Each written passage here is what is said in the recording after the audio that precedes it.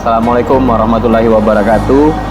Saya Kristopan, Ketua Yayasan Keluarga Indonesia Maju. Jadi kita selama ini beraktivitas di Batam, Provinsi Kepulauan Riau. Jadi selama ini seiring berjalan waktu sejak kita mendirikan Yayasan Keluarga Indonesia Maju ini, banyak dinamika sosial yang kita perhatikan yang menjadi masalah di lingkungan warga masyarakat kita, terutama di bidang pendidikan.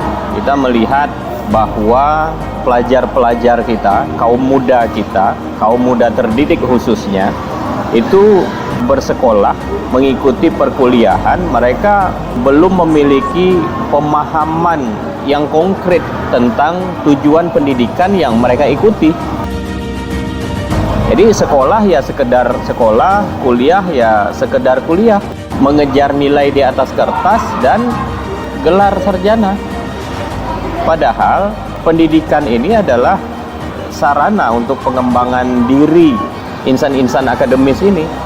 Di sana mereka menata diri, membangun branding mereka, branding diri sebagai apa, mau jadi apa saya, dan menjaga, menghimpun pertemanan di lingkungan sosial. Jadi jika ini terjaga, terawat dengan baik, insya Allah ketika mereka selesai pendidikan, punya teman banyak, kemudian pemahaman akademisnya juga bagus, kemudian pandai berkomunikasi, menguasai bahasa teman-temannya. Jadi ketika dia berkomunikasi akan lebih nyaman, lebih nyambung. Saya pikir kalau pelajar-pelajar kita ini mampu menguasai bahasa asing atau bahasa ibu teman-temannya, mereka akan lebih mudah mendekatkan diri. Kemampuan berkomunikasi seorang pelajar itu penting. Itu kompetensi dasar nomor satu yang harus dikuasai oleh kaum muda kita, kaum pelajar khususnya. Seorang pelajar ini juga dia harus menguasai teknologi informasi, terupdate. Seperti sekarang zaman internet, zaman sosial media, mereka juga harus mampu menguasai konten-konten sosial media. Entah itu bikin video, editing foto, kemudian menggunakan Instagram, Facebook, ya kan, YouTube. Jadi dengan demikian komunikasi mereka akan lebih terbuka. Pemikiran-pemikiran mereka, karya-karya mereka akan lebih mudah untuk dipromosikan. Orang tahu tentang siapa kita, siapa pelajar kita melalui hasil karyanya itu. Yang kedua, kompetensi yang harus mereka miliki yaitu kecerdasan spiritual. Kecerdasan spiritual ini termasuklah bahwa mereka harus juga menjadi insan-insan yang beriman dan bertakwa, khususnya bagi kita yang muslim ya, memahami syariat ajaran Islam bagi yang muslim dan ajaran agama yang dianut oleh warga masyarakat dengan kepercayaan masing-masing lah gitu.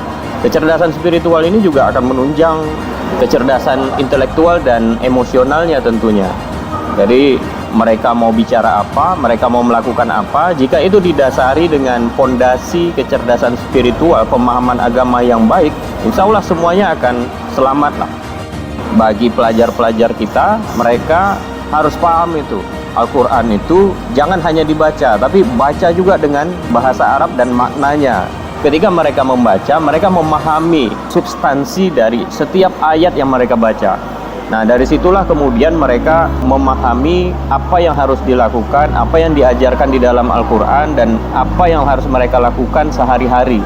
Karena di Al-Quran itu semua diajarkan, dari bangun tidur sampai kita tidur lagi. Itulah yang menjadi landasan kita dalam kehidupan sehari-hari. Nah, jadi kecerdasan spiritual ini harus kuat, harus berimbang bagi semua pelajar dan kaum muda muslim, mulai dari saat ini dan ke depannya.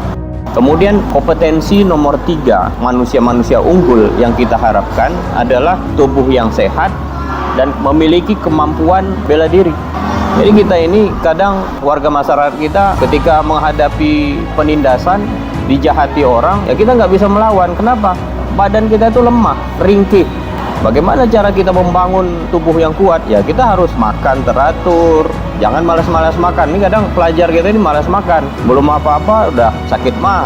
Jadi makan teratur, jaga kesehatan, olahraga yang cukup, bentuk tubuh itu dari kecil, sedini mungkin, tinggi badan, berat badan yang proporsional. Dengan begitu, maka kita akan memiliki tubuh yang kuat, yang sehat. Kalau sudah sehat dan kuat, ditambah lagi dengan penguasaan ilmu bela diri, jadi orang tidak bisa mengintimidasi kita.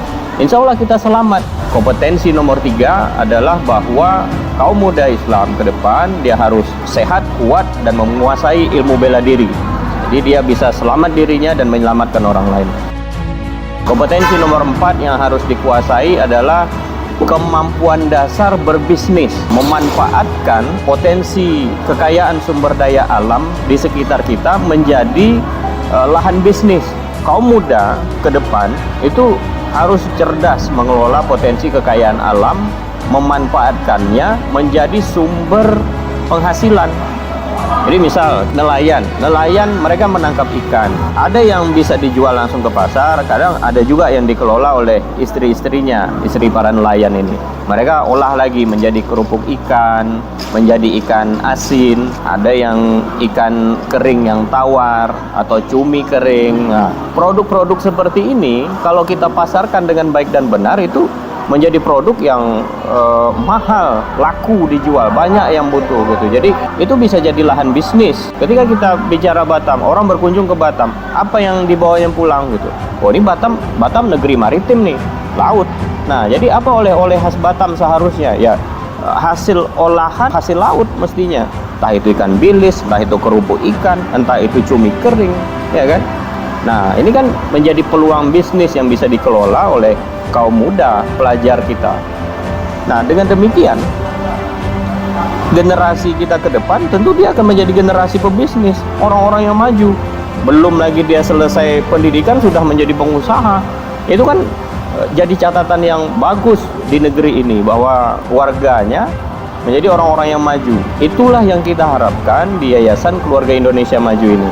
Karena itulah kemudian kita selenggarakan kelas pencerah tunas baru Keluarga Indonesia Maju. Ini merupakan bagian dari program pengembangan karakter dan peningkatan kapasitas pemuda di Kepulauan Riau yang diselenggarakan oleh Yayasan Keluarga Indonesia Maju ini. Insya Allah kita berharap dengan kegiatan-kegiatan seperti ini, kemudian kaum muda kita di Batam khususnya Kepulauan Riau ini menjadi generasi-generasi baru, tunas-tunas baru yang maju, memiliki kualitas unggul, kualitas terbaik, yang kecerdasan intelektual, emosional, dan spiritualnya berimbang, insya Allah.